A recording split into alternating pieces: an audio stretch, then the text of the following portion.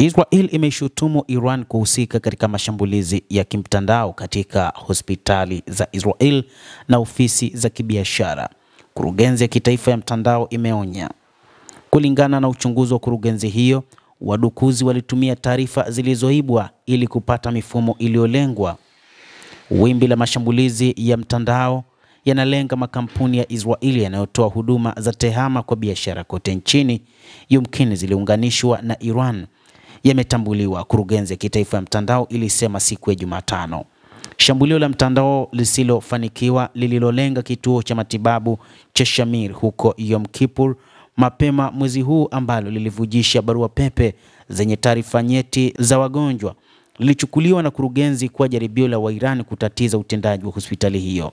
Kwa bahati nzuri, shambulio hilo limezuiwa kabla ya mfumo mkuu wa rekodi ya matibabu kuathiriwa. Mashambulizi mengi ya mtandao yalishindwa, data ilivuja pekee. Kulingana na uchunguzi wa kurugenzi hiyo, wadukuzi hao walitumia taarifa zilizoibwa ili kupata mifumo inayolengwa. Ingawa matukio mengi hayakusababisha usumbufu wowote wa uendeshaji, baadhi walisababisha uvujaji wa data. Mara kadhaa Israeli imekuwa ikilalamika juu ya kudukuliwa kwa mitandao yake, ikidai kwamba Iran mara kadhaa imekuwa ikifanya mashambulizi ya kimtandao kwa ajili ya kupata taarifa muhimu za kitaifa, hasa katika taifa hilo la Kiyahudi. Hata hivyo, Israel imesema hili halikubaliki na wametoa tahadhari mara kadhaa kwa Iran. Shukrani kwa mawasiliano ya haraka na majibu ya haraka yaliyolenga matukio yaliyodhibitiwa haraka na kwa ufanisi kuzuia madhara makubwa kwa uchumi, alisema Yossi Carrad, mkuu wa kurugenzi ya taifa ya mtandao. Kwa upande wa kituo cha matibabu cha Shamir, zaidi ya uvujaji wa data, jaribio lenyewe la kudhuru hospitali hiyo nchini Israel ni mstari mwekundu ambao ungeweza kuhatarisha maisha ya watu.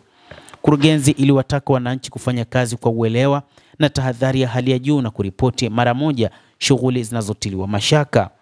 Kundi la Ulaya limedai pia kuhusika. Hapo awali kikundi cha ukombozi kutoka Ulaya Mashariki kilidai kuwajibika na kutuma ombi la ulafi na tarehe ya mwisho ya saa 72.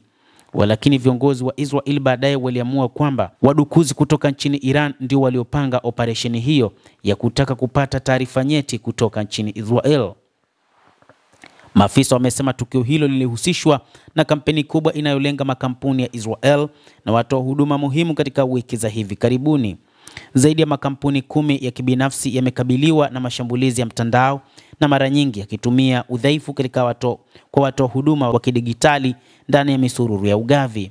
Tangu mwanzoni mwa mwaka 2025, Israel imezuia makumi ya mashambulizi ya mtandao ya Iran yaliyolenga raia mashuhuri na wakiwemo maafisa wa usalama, wanasiasa, wasomi, waandishi wa habari na wataalamu wa vyombo vya habari.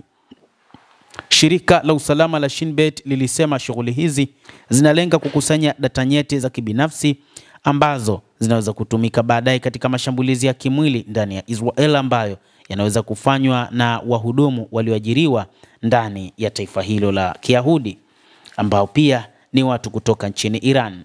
Mtazamaji, endelea kutufuatilia na usisahau kulike, kucomment, kadhalika na kusubscribe channel yetu hii ili upate habari hizi kwa mapana kupitia The World News. Naitwa Adam Hussein, endelea kuwa nasi wakati wote, endelea kutufuatilia uweze kufahamu ni nini kinaendelea katika ulimwengu.